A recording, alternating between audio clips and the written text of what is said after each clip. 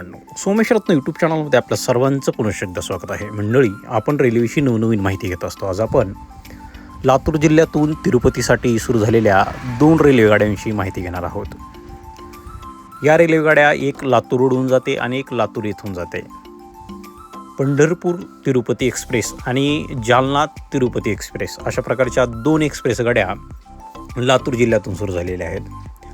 Pandharpur Tirupati express ही पूर्वी special express म्हणून चालायची, ती आता रेग्युलर नंबरने आठवड्याला 1 दिवस चालणार आहे.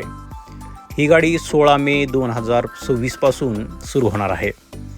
ही गाडी तिरुपती येथून दर शनिवारी दुपारी 4 वाजता सुटणार आहे आणि पंढरपूर येथे दर रविवारी रात्री 7 वाजता पोहोचणार आहे. आणि दर रविवारी रात्री 8 वाजता ही गाडी पंढरपूर येथून तिरुपतीसाठी सुटणार आहे आणि तिरुपती येथे सोमवारी रात्री 11:30 ही गाडी आपल्याला तिरुपती येथे पोहोचवणार आहे. या गाडीला Tirupati, रेणीगुंटा, राजमापेट, Kadapa, Yerraguntla, Tadipatri, Gooty, Dhone, Kurnool city, Gadwal, Mahbubnagar, Shahadanagar, Kacheguda, Secunderabad, Begumpet, Lingampalli, Vikarabad, Zahirabad, Bidar, Udgir, Latur road, Latur, Dharashiv, Barshi town, Kurduvadi, Modlimb, Pandharpur अशा प्रकारचे थांबे देण्यात आलेले आहेत. या गाडीमुळे मराठवाड्यातील लोकांना तिरुपतीला जाणं अगदी सोपं होणार आहे. ही गाडी लातूर, धाराशिव, बार्शी, कुर्डवाडी या मार्गावरील लोकांना खूप महत्त्वाची ठरणार आहे. कारण बिदरच्या पुढून खूप लोकांना विकाराबादहून, हैदराबादहून रेल्वे भरपूर आहेत, पण लातूर, धाराशिव, बार्शी या मार्गावरील लोकांना तिरुपतीला जाण्यासाठी रेल्वेची कमतरता आहे. तसेच जालना तिरुपती ही एक गाडी आता दर आठवड्याला सुरू झालेली आहे आणि ती रेग्युलर नंबरने सुरू झालेली आहे. पूर्वी ही गाडी स्पेशल एक्सप्रेस म्हणून धावायची. ही गाडी 11 मे 2026 पासून रेग्युलर नंबरने धावणार आहे.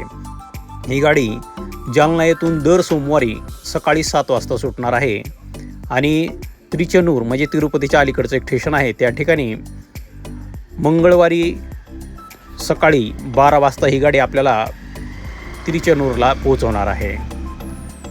तसेच त्रिचनूर येथून ही गाडी दर मंगळवारी दुपारी 3:15 सुटणार आहे आणि जालना येथे बुधवारी रात्री 9 वाजता ही गाडी आपल्याला जालना येथे पोहोचवणार आहे.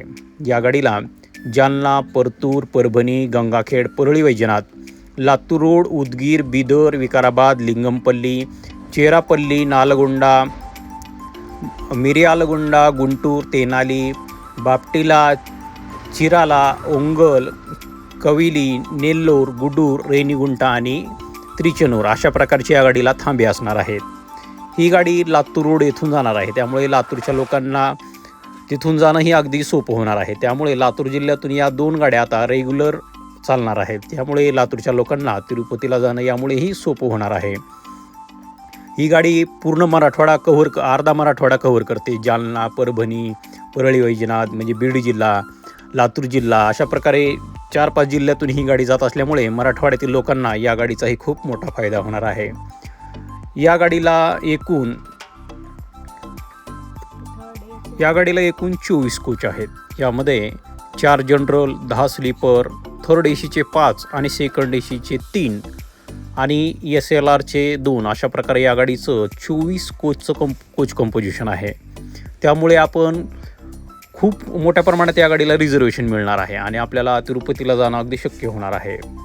त्याचप्रमाणे आपले पंढरपूर तिरुपती एक्सप्रेस या गाडीला पण एकूण 24 कोच असणार आहेत. त्यामुळे या दोन्ही गाड्या 24 कोचसह चालणार आहेत आणि या गाड्यामध्ये स्लीपरच्या डब्यांची संख्या ही खूप जास्त प्रमाणात आहे. त्यामुळे रिझर्वेशन सगळ्यांना मिळणार हे निश्चित आहे.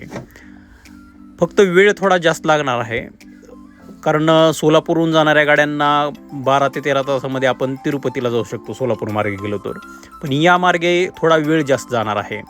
ज्यांना सोलापूर मार्गे रिझर्वेशन भेटणार नाही त्यांनी या गाड्यांचा मार्ग स्वीकारला पाहिजे आणि ज्यांना सोलापूर मार्गे रिझर्वेशन भेटेल त्या मार्गे गेलं पाहिजे.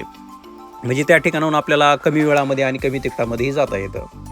पण पर्याय उपलब्ध नसेल तर आपण लातूर मार्गे या 2 गाड्यांचा उपयोग करू शकतो.